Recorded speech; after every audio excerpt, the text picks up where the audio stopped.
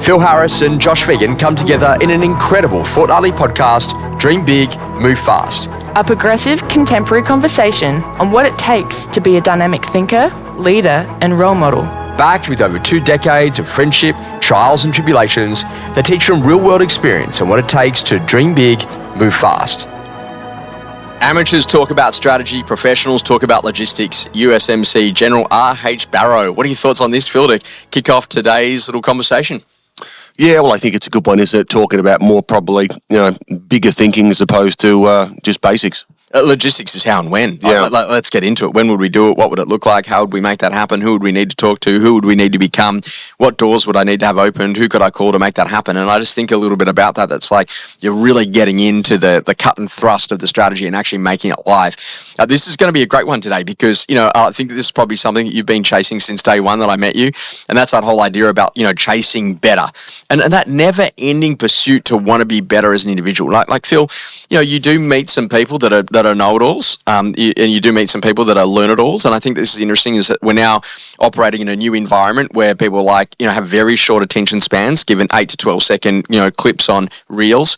Off the back of that, I don't read. Off the back of that, I just watch. Off the back of that, I listen to a podcast or I watch a YouTube clip and somehow I've mastered the skill.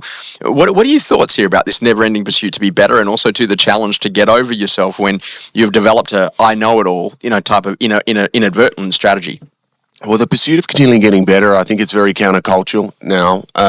Josh, like the strategy in the marketplace these days is, if you think broadly about social media and creating audiences and followers. So the strategy now is, first of all, create an audience. So how can I do something or be something that creates thousands of followers? And now that I've got an attentive audience, now I'm going to try and be something or be a value-add creator to that audience, if that makes sense. Yeah. Now, if you think the old school way of doing that, to get an audience, you had to be incredibly good at what you do. So you go back kind of pre-social media. Yeah. And so the world seems to have kind of flipped, which is everyone seems to be more fixated and focused on the perception of being good as opposed to the desire and the appetite of actually being good. So it's actually kind of being reversed. And that's the challenges people get into. They create audiences, but they haven't actually got the skill set or the level of expertise to actually manage the audience they've created. An important conversation is that when you walk in here to the HQ at your business, you've got some values that hang across the door and, grow as a leader, work as a team, think like a customer. And when you go to have a look at that, it's like growing as a leader, like that's not based on a title. And so you could be in any role inside the organization, but we expect you to lead. And that's about, making the right decisions and doing that. But think like a customer. How would you feel if you're on the other end of this particular conversation or if you're in a position that you were told that this was going to be happening, whether or not it's a multi-offer or no offer. And then starting to really think about, okay, well, beyond that, then we've got to work as a team. So how do you bring up the new talent that's bringing into the organization? How do you make sure that the established talent actually feels really connected? And I think that this whole idea of chasing better is almost like that Japanese version of the Kaizen business process improvement, right? And, it was interesting because, when we went and did that work with Hillary Corner over at Toyota in Japan, one of the things that she said, which was kind of interesting, is it's like everyone thinks that they figure out the problem in under 30 seconds, and then they spend a lifetime trying to put in the solutions, but the solutions never ever solve the problem because what they identified is the problem is not the actual problem. And I kind of love this because Toyota had worked out the issue and how to resolve a lot of the car crashes globally was not about better brakes or ABS or any of the above. They said the easiest way to remove the car crashes is to remove the driver. Because when you start to think about it, unfortunately, and alcohol and drugs and sleep deprivation and, some of those types of things, that they were a large percentage of the crashes. But was society ready for that moment to actually occur? And so this is kind of interesting is that we're off there trying to, solve with better brakes and, lane assist and all these amazing things that technology have got, which has made it better. But the real foundational addition is that now you've got human beings that are on a mobile phone that are looking at text messages and doing some of those other things. And that's really where the problem sits. So when you think about chasing better, and there was a great old school quote I read the other day, and it was something along the lines of, the moment that you think that you know it all is the moment that you are perfectly prepared for a world that no longer exists. And I kind of think about that as I just had this unbelievable thirst, and I still do it today, of a quest of how could I do that better, faster, easier?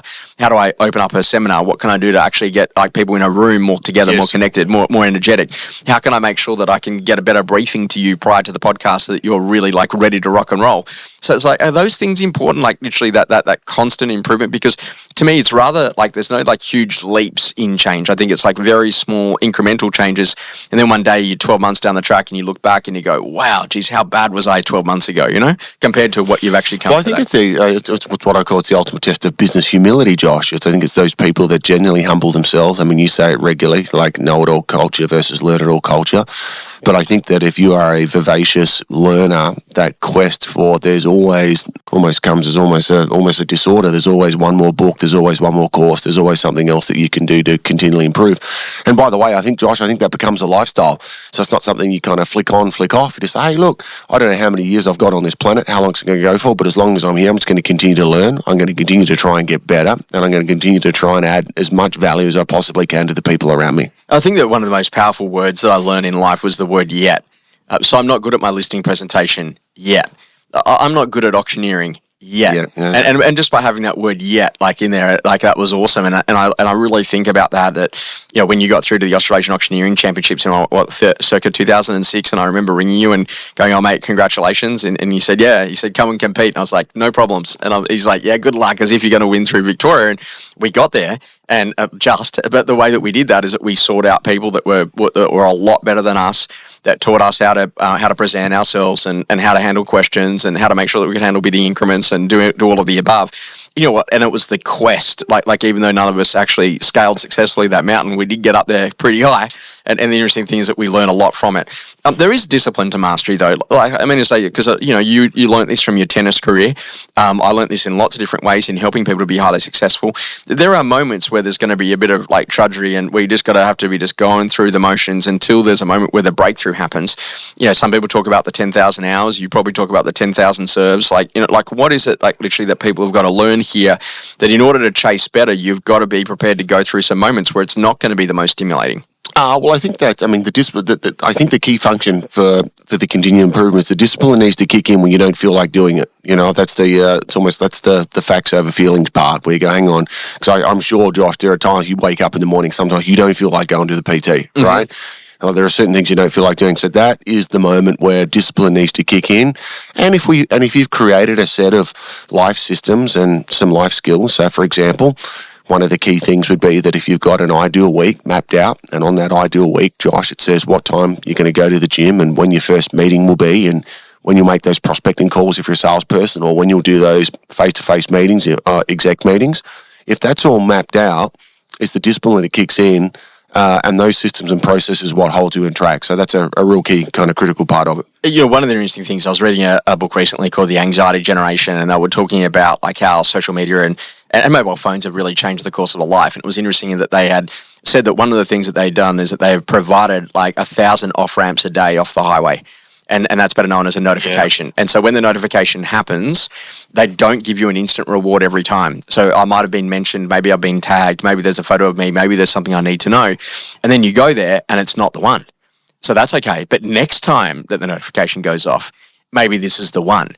And so they hooked people into this like unbelievable ability to constantly be interrupted all the time and to lose the power of focus, because at the end of the day, they're in the attention game.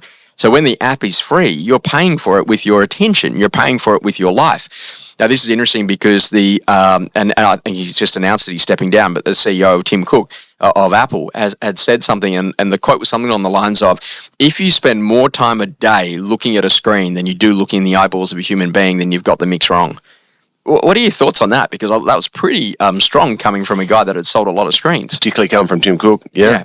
Oh, there's no question. Like the biggest blockage, unequivocally, for people's success at the moment is distraction, right? So now, majority of that is actually social media. But like, if you walk around our sales floor here, not much has to happen to drag somebody away from what they're actually doing, right? So the power skill is attention. And so like I'm learning how to really channel in. And I think about like, when you learnt your listing presentation, when I learnt mine, like we had this conversation, man, that you would sit down and write it out. And I was like, well, if he's doing that, I'm going to do that. So I would then write out mine, and then you'd record yours and I'd record mine, and we'd send them backwards and forwards. On CD, we'd post them across to each other, right? Yeah. Don't date us. But that basic idea is that like literally that was really time off the grid in some respects, where, to get better when we're out there playing. And I always think about that, like, when you see some of the greats in the tennis game, like a Roger Federer, back in the day, you would look at him and you would go, oh, yeah, he just hits the ball perfectly, but you never ever saw the thousands of hours that he was there on the practice court, the team of like 20, 30 people that actually used to be around him to manage his diet and manage his exercise and manage his movement and manage his mental space and his finances. But yet we all just like relish that we just think that we're all going to be able to go and do it ourselves. And so this is really important to actually get into a point that if you want to chase better, at some point you've got to almost become absolutely obsessed about that particular skill set or wanting to be better at that particular thing. And I think that, like, you know, you lose 2 or 3 listing presentations in a row, mate, you have got this unbelievable fire in your eyes to want to get better about how to present on fees or what to do to be able to close. And so sometimes disappointments can be the absolute fuel for the fire for you to want to chase better.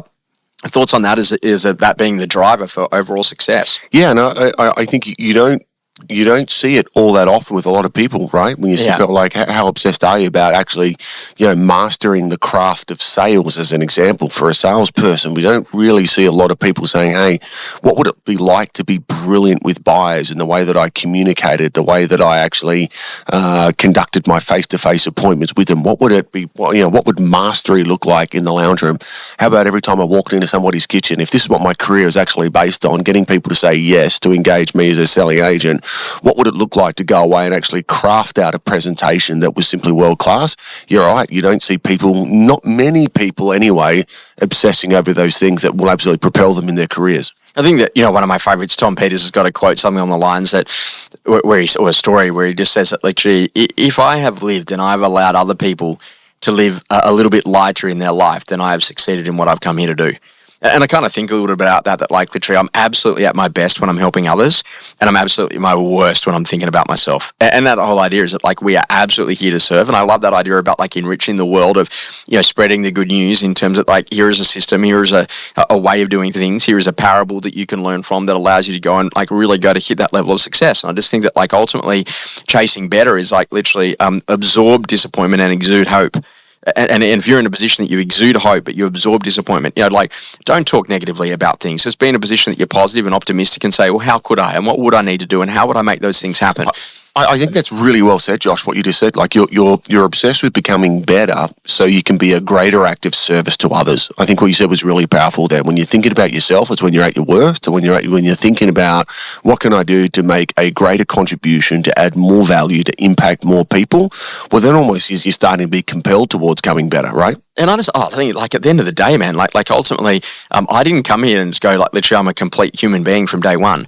Oh my God, have we evolved? You know, like being able to walk and being able to talk, and you know, every single time I face an injury or something happens, you know, like, and then the day that I can get back and I can go back running or that thing can happen. Oh man, that is a glorious feeling. And so like, I just think that like ultimately most people have probably got the disease of apathy in their mind. You know, like they're fully bodied, they're fully able, they're very, very capable, and they just make a huge difference about those, you know, of the things that they actually want to go and do. And, you know, there's an interesting thing in Dubai, for example, they don't have the word disability. It's unbelievable when you go to think that it's like literally that they go to call it this conversation around the power of the determined.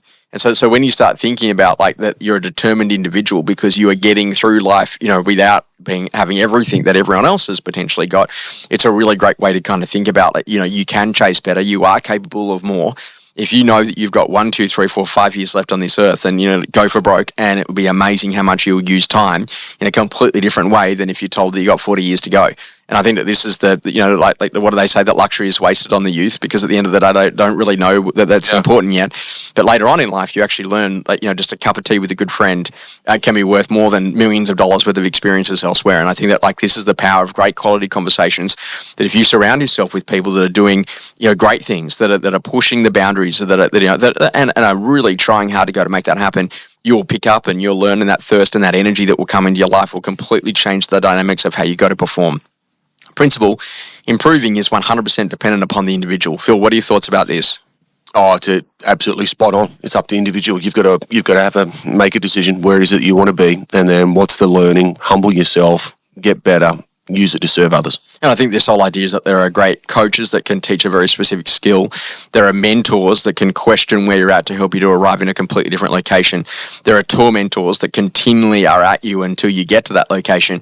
then ultimately there are just great friends and great guides and great stoics who can be in a position that they can give you like maybe an insight, and that one little insight can be the thing that can change the entire course of a life. So you have got this one chance to go out there and you go to chase better, and hey, I hope that you're all much better for listening to today's podcast. Thanks, Josh. Feeling good and ready for more? Thanks for joining us On Dream Big, Move Fast.